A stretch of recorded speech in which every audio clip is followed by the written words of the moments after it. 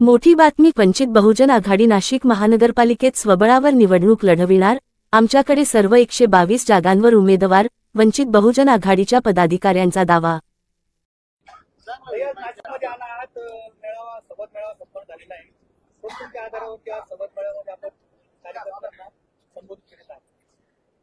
पंधरा तारखेला संपूर्ण महाराष्ट्रामधल्या सर्व महानगरपालिकांच्या निवडणुकीसाठी मतदान होणार आहे आणि गेले काही वर्ष स्थानिक स्वराज्य संस्थांच्या सगळ्या निवडणुका पुढे ढकलून भाजप सरकारने अनेक ठिकाणी सर्व ठिकाणी प्रशासक बनवल्यामुळे लोकांचा आपल्या विकासावरती जो हक्क आहे, विकासाला दिशा देण्याचा तो अधिकार आहे, तो इथल्या भाजप सरकारने काढून घेतलेला आहे। आणि त्याच्या पार्श्वभूमीवर आता महानगरपालिकांच्या निवडणुकांमध्ये वंचित समूहांच्या मागण्यांना न्याय मिळणं आणि ती कोंडी फोडणं हे आमच्या दृष्टीने महत्वाचा मुद्दा आहे। आणि त्याच्यासाठी कार्यकर्त्यांना थोडं मार्गदर्शन करणं, कार्यकर्ते आत्ता लागलेल्या नगर परिषदांच्या निवडणुकांमुळे उत्साहात आहेत, पण त्यांना थोडीशी दिशा देणं हा उद्देश होता। नाशिक महानगरपालिकेच्या निवडणुका आम्ही स्वतःच्या पायावरती लढवणार आहोत।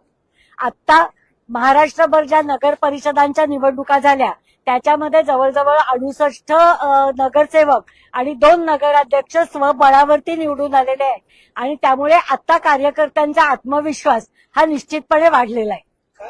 संदर्भात चर्चा चालू होती, नेमकं काय कारण होतं का त्या संदर्भात आपली महाविकास आघाडीमध्ये चर्चा सुरुवात करण्याची शक्य आहे? आपण महाविकास आघाडी बरोबर कुठलीही चर्चा चालू नव्हती।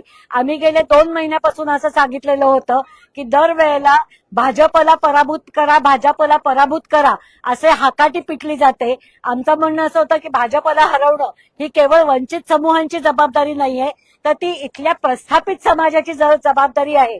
आणि प्रस्थापित समाज आपली मतं जोपर्यंत वंचित उमेदवारांच्या पाठीमागे उभं करत नाहीत तोपर्यंत इथनं भाजपला हरवणं कठीण आहे।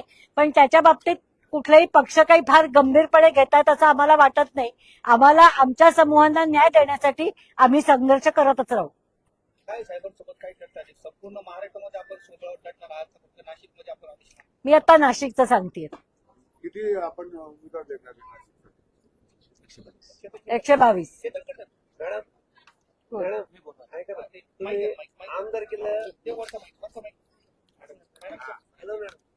आमदार केलं तुम्ही उमेदवार दिला होता मुशीर सय्यद म्हणून, मग या टायमाला तो नगरसेवक म्हणून तुमच्याकडे उपस्थित राहणार, दुसरं काय म्हणतात?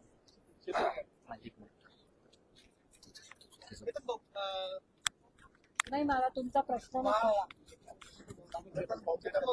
महाविकास आघाडी सोबत आपली चर्चा सुरू होती, आपल्याला 2 डिजिट मध्ये जागा हव्या होत्या, मात्र ते न दिल्यामुळे आपण आपल्या सोबळाचा अंजली सांगितल्याप्रमाणे सोबळाचा या ठिकाणी नाराज केला आहे। नेमकं किती जागा लढवणार आहात आपण नाशिक महानगरपालिकेत आणि इथे तुमचं आघाडी फिरकण्याचं कारण काय? नाही, 2 डिजिट मध्ये नाही। प्रॉब्लेम असा होता की वंचित बहुजन आघाडी जर महाविकास आघाडी सगळे एकत्र लढत असतील तर समसमान पातळीवरती जितके पक्ष डिवायडेड बाय तितक्या जागा, ही आमची पहिल्यांदी मागणी होती। सत्तेपेक्षा बाळासाहेबांचं धोरण होतं की आम्हाला सन्मान महत्वाचा आहे, तो सन्मान द्यायला पहिल्यापासून ते तयार नव्हते। आणि आत्ताच्या मितीला पोझिशन अशी होती की आम्ही ज्या नेत्यांसोबत चर्चा करत होतो ते विनायक पांडे असतील, दिनकर पाटील असतील, शाहू खैरे असतील, हे सगळेच महाविकास आघाडीचे नेते भारतीय जनता पार्टीने गळाला लावल्यामुळे आता महाविकास आघाडीकडे नेतेच शिल्लक नाही की आम्ही त्यांच्याशी बोलणी करू, म्हणून आम्ही आज हा निर्णय घेतलेला आहे। 122 चे 122 लागल लढतो। आमदार केला तुम्ही, आमदार केला आपण मुशीर सय्यदला तिकीट दिला होता मध्य नाशिक मधून, त्यांच्यासाठी काय? मुशीर सय्यद आजही संपर्कात आहेत, आजही त्यांचं बोलणं आहे वंचित बहुजन आघाडीसोबत लढण्यासाठी ते इच्छुक आहेत, परंतु स्थानिक कार्यकर्त्यांशी संवाद साधल्यानंतर त्यांच्याबद्दलची जी काही भूमिका कार्यकर्ते बोलतायत त्या संदर्भात पक्ष लवकरच विचार करेल।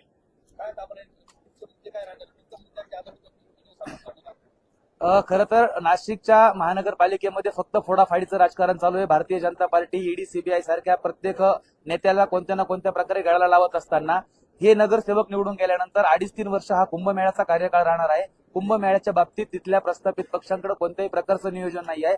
आरोग्याच्या व्यवस्था, शिक्षणाच्या व्यवस्थेत आमचा हा महानगरपालिकेमध्ये हा जाहीरनाम्याचा प्रमुख विषय राहणार आहे की नाशिक महानगरपालिकेमध्ये राहणाऱ्या नागरिकांना, मतदारांना कुंभमेळ्याच्या कार्यकाळामध्ये त्यांच्या दैनंदिनीमध्ये कुठलाही बदल घडू देणार नाही, असं व्यवस्थापन आम्ही नाशिकमध्ये करू. ह्या अजेंड्यावरती आम्ही निवडणुका लढवणार आहोत. 2002 पासून नाशिक महानगरपालिकेमध्ये कोणत्याही प्रकारची भरती झालेली नाहीये.